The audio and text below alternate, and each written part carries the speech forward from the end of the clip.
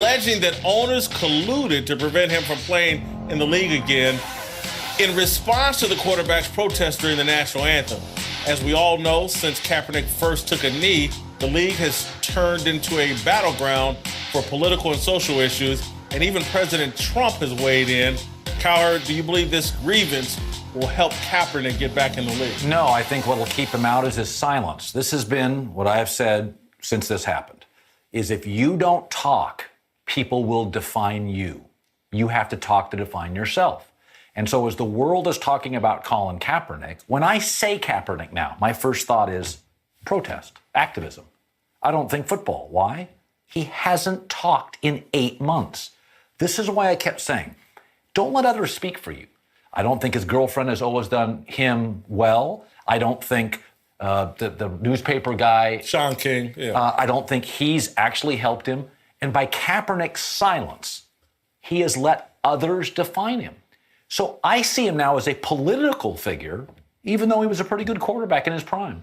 I think this grievance and this lawsuit has all been part of a shakedown of the NFL. I've always felt like his play eventually was turned into an extortion play. If you guys don't sign me, I'm going to create chaos in your league. He's done that.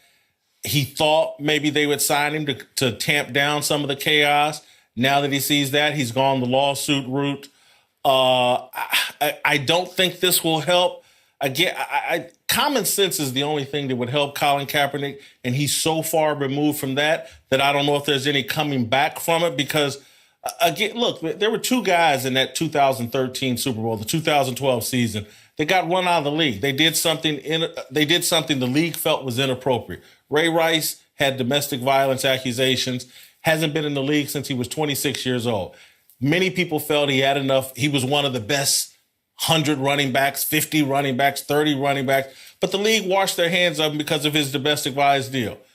The league has washed their hands of Colin Kaepernick because of not just the protests, it's the pig socks. It's the slave catcher, police are slave catchers. It's the support for Fidel Castro. He's bad for business. Bad for business. He's off script.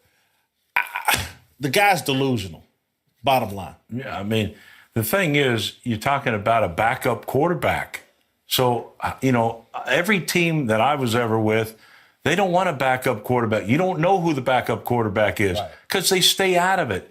They're not there to be a distraction. Like if you signed Kaepernick last year or, for training camp, you would have had a complete distraction all training camp. So the teams opted not to sign him. It's not like he was a great quarterback last year. When we were with the Bills, he completed like 30% of the passes, and we weren't the greatest defense in the world. That's why I'm sitting here. I mean, we were 6th in the league in pass defense, but trust me, we'd love to play against Kaepernick every week. He's a runner. That's what he is best. But all the things that he's got going off the field, there's no way he gets another chance to play in the National Football League. And it's a shame that he's doing this. It really is, because at one time he was one of the upcoming bright spots in the league. Yeah, I agree with what you said. That's like Tim Tebow. That's why he's not going to get back in the league, because it's too much of a headache. You're not good enough to be the starter. There's no way we're going to let you in there and be the backup, because we don't need that. We got enough things to worry about with the 53-man roster. Going to your point, though, it's cash. It's cash. I think you said that. But if I'm an owner, there is no way I want this guy in there, because it affects business. It affects the bottom line. Did they collude to get him out of the league? I don't know. But common sense tells me, who cares if they did or not? If I'm an owner, I'm not signing you, Colin. That's all there is to it, especially in what's going on in his brain that makes him think that he can say all this stuff, throw these lawsuits, get out there and do an interview. Go on Oprah. Oprah would love to do that interview with you. Explain where your brain is at and what's going on in your mind and why you are doing what you do and why you think you should be back in the league. There's plenty of platforms he could go to. That'd be a hell of an interview that a lot of people would watch, and he should do it. I don't know why he's not doing it. When I say quarterback to you, two things that are what great quarterbacks all have. They're kind of unifiers. They kind of bring everybody together. Right? He's the opposite to a lot of people. Some see him as a unifier, others see him as a divider. The second thing is they're generally verbal. Quarterbacks talk. They yell. I mean, Aaron Rodgers is hurt. He's yelling, leaving the field. He doesn't talk, and he is seen as the opposite of a unifier. He has allowed other people to define his brand. I don't even have a video. Couldn't his girlfriend tape a workout? Let me tell you why, though. Let me just tell you why. Seriously, I don't even know. Let me tell you why that is. And I say this with no malice. He doesn't know who he is. He has been in identity crisis fallout ever since they took that starting job from him. His whole identity was built around being this superstar quarterback who was going to revolutionize the league. And I got these beats on it. I'm blocking out the world. They took that away from him, and his entire identity fell apart. That's why he's not talking. Again, you got the media does all the talking for him, and somehow they're analogizing him to Muhammad Ali. Right. Muhammad Ali never stopped talking, never stopped stating his position, took on his critics. And that's why this guy is mute Muhammad Ali. And I didn't mean to, but I'm... Mute That was good. Mute Muhammad Ali.